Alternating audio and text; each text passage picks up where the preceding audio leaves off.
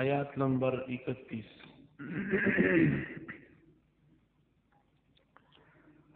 مخکې آیات کې الله د سلو متعلق ذکر کړو چې سړي د خپل نظر حفاظت وکړي پردو زنانو کړي نظر باندې نه ګوري او دغه آیات کې اگر چې خطاب سړو ته خپلې کې زنانه هم داخلي وي لیکن دی آیات مبارک کی اللہ د زنانو د پارزان نجدا مستقل ذکر کئی چې زنانه دی هم پردو سروتا نګوري د زنانو قتل پردو سروتا قتل دا حرام دی ان زنانه دی غیر محرم سریتا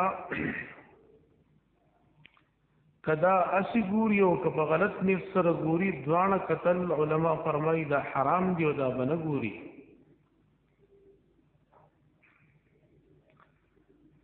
دیو جنا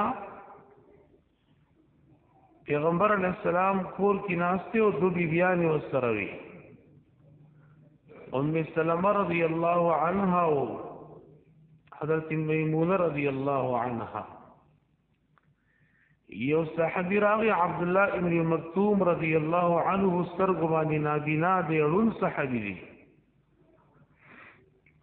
نو پیغمبر علیہ السلام دیو تو فرمائل کی تاسو ددن پردہ وکی آغی عرض کو یا رسول اللہ دا خو نابینا دی منگ نینی نو پیغمبر علیہ السلام تو فرمائل افعمیاوائی انتما الستما تبصرانه ولی تاسو خلندین نئی تاسو پسر گمانی نوی نئی تاسو وطنگو رئی دین معلوم شوا چی زنان با پردی سری تا هم نگوری کینی آغا صحابی چی عبداللہ ابن مکتوم رضی اللہ عنہ بارک کی اللہ پیغمبر علیہ السلام تا عطاب را دیگری چی عبس و تولا تا ددن مری مخواڑو اللہ زورن ورکڑی دا سی بزرگ صحابی لیکن بیام پیغمبر علیہ السلام کل بیانو تاوی چی تاسو تنبگو رئی نظر مکوئی دا ستاسو دپار جائز ندی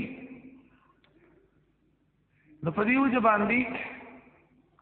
پیغمبر علیہ السلام زمانہ کی ټي وي وغیرہ نو په دې نه مسله ثابت شوه چې زنانه په ټي وي کې هم پر دو زنانو سرو ته نه ګوري زنانه دغه رنګه چې موبایل کې تصویران رااله هغه کې بعض زنانه پر دو سرو ته نه ګوري دا قتل ناروا دي او حرام دي نو په دې وجه باندې پیغمبر علیہ السلام بیبیانی منع کړی چې نظر مکوئ او دغرنګي یو زنانه به د بل زنانه هغه زګورو ته نه ګوري چې هغه د هغې نه پټول دا ضروري دي هغې ته به نظر نه کوي دا هم ګناه ده او حرام دي که ډاکټر وي یا علاج معالجې دپاره یا زنانه د خدمت کې د بل زنانه په یو بعضې حالاتو کې کولی شي خو هغې زګونو ته کتلم د زنانه ته هم ګورې حرام دي او د نارینه خو نارینه ته حرام دي خو یو بل ته به هم نه ګوري چې پردي سړي دي په دې وجه باندې دې کې دا حکم دی ولا يبدين زينتهن الا ما ظهر منها او نبل ظاهری داغه مواضع د زینتو یعنی کم زیبانی چې زنانا د کاله وغیرہ اچي د زیب و زینت د پاره هغه زګونه به هم چاته نخ کار کوي کاسی دکان کی سره د چا زنانه کپڑی پرتی دی هغه تګوري قتل جایز دی کاله دی زیورات دی خو چې کله زنانه په بدن باندې استعمالي دی هغه زګونه ته نه ګوري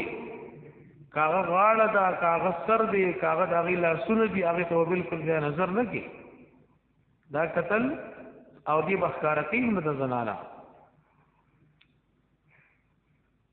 الا ما ظهر منها مگر هغه چې ښکار کیږي د هغې نه هغه زګونه کم دي مثال په تور باندې زنانه لاس دې د مړون پورې ورغوي دي یا د هغې د مخ دا کاسه ده یا د هغې قدمونه دي چې د پړکو نه لاندې ورې برنه کدا په بعضې حالاتو کې ښکاره شي لکه کور کې کار کسب کوي نو که مخې ښکاره شو لاس باندې کار کوي نو هغه پټول مشکل دي نو خیر دی دا جایز دي خو دې کې عبدالله بن مسعود رضی الله عنه روایت دی هغه فرمایي چې د کپړو د پاسه کوم بورقه وغیره اچولې ده نو کاغه ښکار شي نو خیر دی عبدالله بن عباس کی تفسیر دالې کا د دې د ضرورت په بنا باندې د بار اوزی او مخ ښکار شو یا د لاس ورغوي صرف ښکار شو نو خیر دی عبدالله بن مسعود رضی الله عنه فرمایي چې دا زګونه با دغه د تفسیر مطابق پردو سړو ته زنانه مخم نخکار کوي لاس به ته هم نخکار کوي خپې به ته هم نخکار کوي د دې وجنا فقهاء کرام فرمایي چې دا مسله ګوره د مانزه ده که په مانزه کې دی او زنانه مخ کار شو یا لاس کار شو یا قدم کار شو خیر دی د دین علاوه پردو سرو تبا زنانه مخ نخکار کوي دا خو ذریعه د فتنې ګرځي مخ په بالکل نخکار کوي لاسونه به نخکار کوي د رنګ خپې به نخکار کوي نو په دې وجه باندې فقهاء کرام فرمایي چې دا غوړې مسله د مانزه ده که په مانزه کې ښکار شي نو خیر دی که په مانزه کې د زنانه مخ ښکار شو یا صرف د مړون پورې لاسونه ښکار شو نو مونځ یې کېږي خو که چېرته کې سر ښکار شو په مانزه کې داسې نرۍ لپټۍ اچولې چې پای کې د سر ویښته ښکاري دې سره بالکل مونځ نه کېږي سر ښکار شو مونځ یې نه کېږي د مړون نه بر دا مټې ښکار شو په مانزه کې مونځ یې نه کېږي نو دا مسله د مانزه ده نو په دې وجه باندې د دې لپاره حکم دغه دی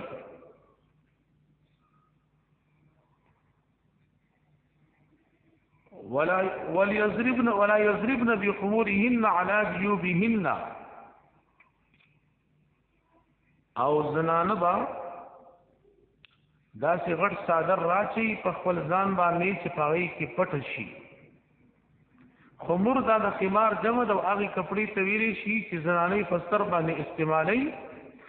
او پای کې داغي ټول بدن پټ شي جیوب دا د جیب جمع دا معنی د گریوان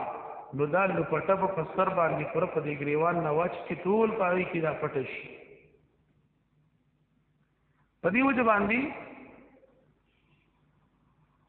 د جاهلیت زمانی رسم داو چې هغه به صرف زنانو لپټه په دې غاړه باندې راچوله چې به شاته راځي واچوله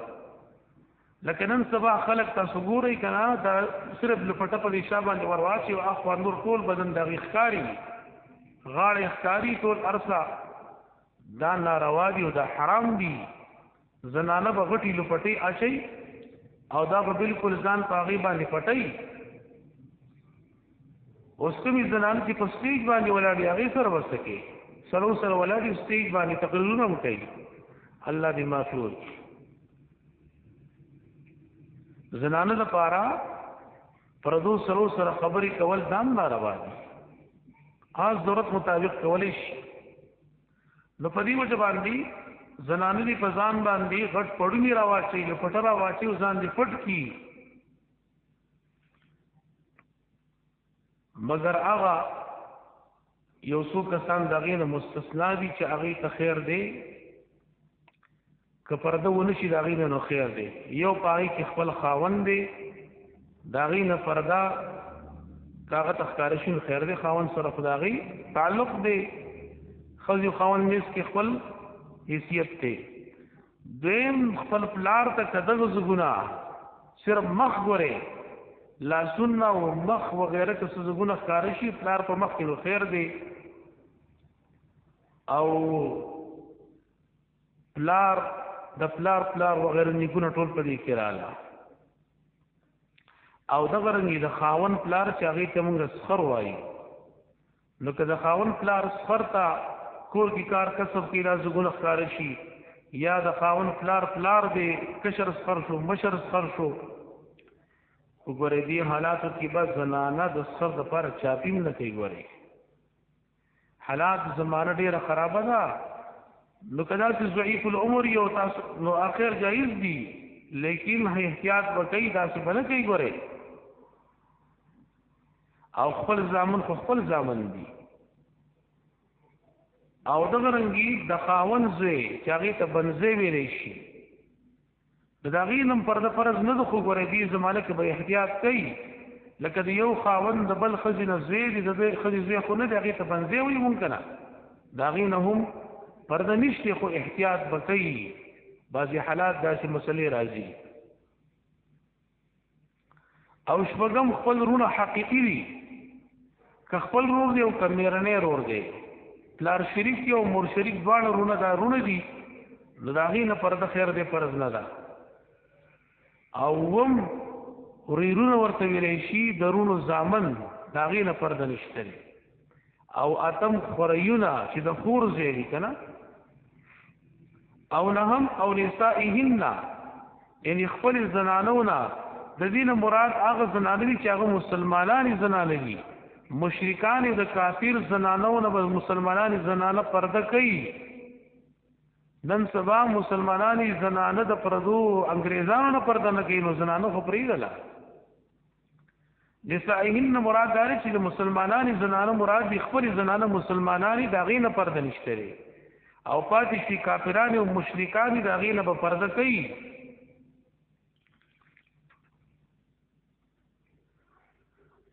او ما ملکت ایمانهن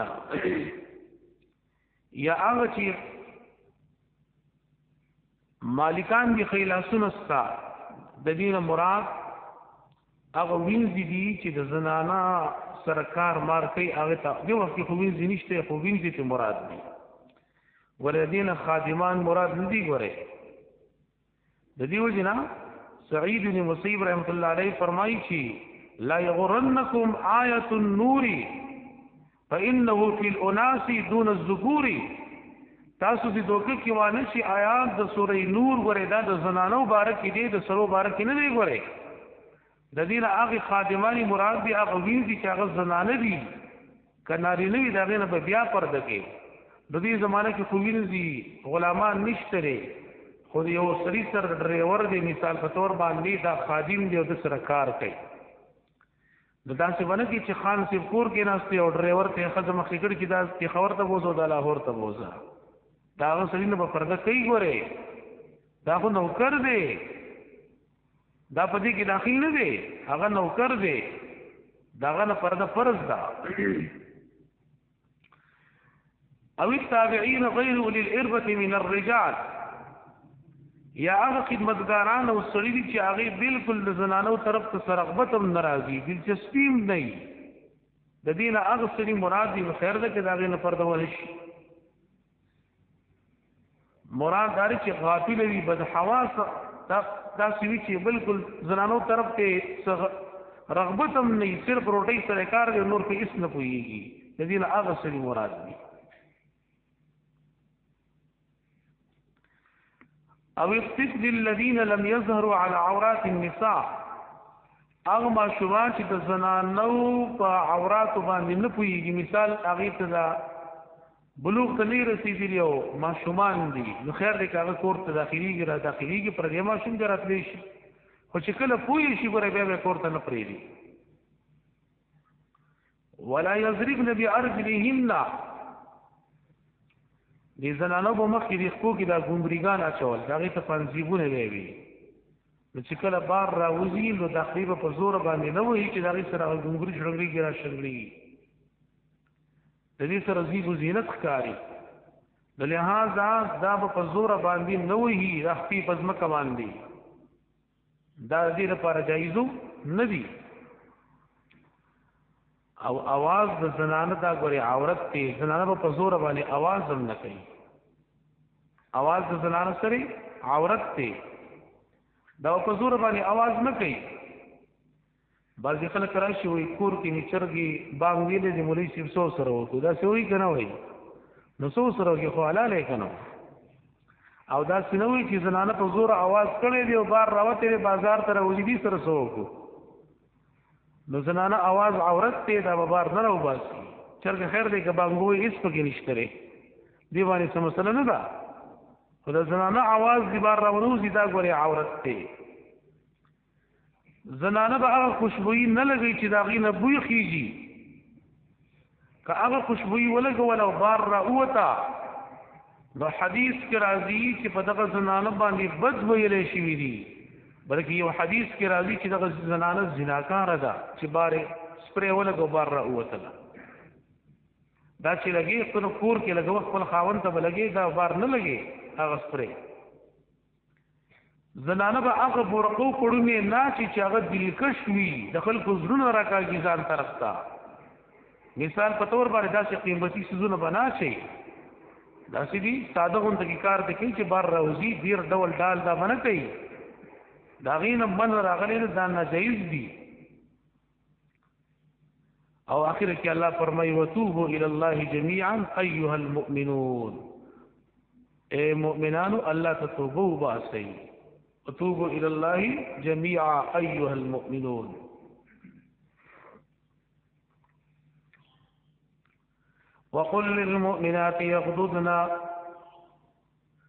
وقل للمؤمنات اے پیغمبر للمؤمنات د امت دي زنانو مؤمنانو ته وایا یغضضن من ابصارهن چخت ساتي والنظرنا ويحفظن فروجهن او حفاظت کوي د خپل شرمګاونو ولا يبدين زينتهن او ندی ښکار کوي خپل ډول سنگار زګونا کمزې کې چټول کیږي هغه نه ښکار کوي الا ما ظهر منها مگر کم چې ښکار کیږي منها داغینا د مجبورۍ د وجنا خیر دی وليضربن بخمرهن او راوادي چې خپل صادري على جيوبهن فخپل گریوانو سينو باندې ولا يبدين زينتهن ندی ښکار کوي خپل ډول سنگار الا لبعولتهن مگر خپل خاوندانو ته او آبائهن یا خپل پلارانو ته او آباء بعولتهن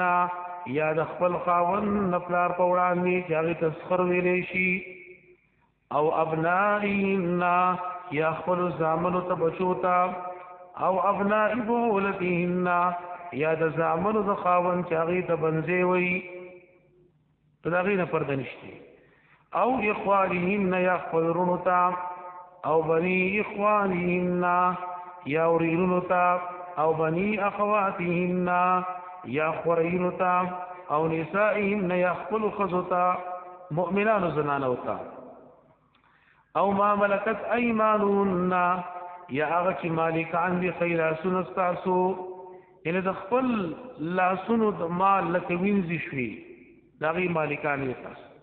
نو کاغي تخکاری شنو خیر دی پر دینه مراد ګورې زنانه دي نارینه کې مراد نه دي خادمان وغیرہ او التابعین غیر اولی الاربه یا خدمتگاران غیر اولی الاربه یا خدمتگاران چاغه خواهش لري من الرجال سرونا او الطفل الذين یا غالکان الذين اغلم ينظروا على عورات النساء چاغه ندي خبر په عورات د زنانو باندې نه پويږي ولا يضربن بارجلهن او په زور دي نو وي خپل خپي پزمک باندې بارجلهن ليعلم چې معلوم شي ما يخفين من زينتهن هغه چې دی پټوي من زينتهن د خپل سنگارنا هغه پنځيګونه وغیرہ خپکی نه غلي په زور باندې نه وي وتوبوا الى الله جميعا او توبه کوي الله تعالی جميعا ټول ايها المؤمنون اي مؤمنان ایماندارو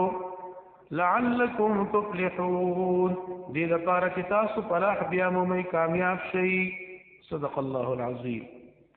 اللهم ربنا آتنا في الدنيا حسنه وفي الآخرة حسنه وقنا عذاب النار وأدخلنا الجنة مع الأبرار يا عزيز يا غفار برحمتك يا أرحم الراحمين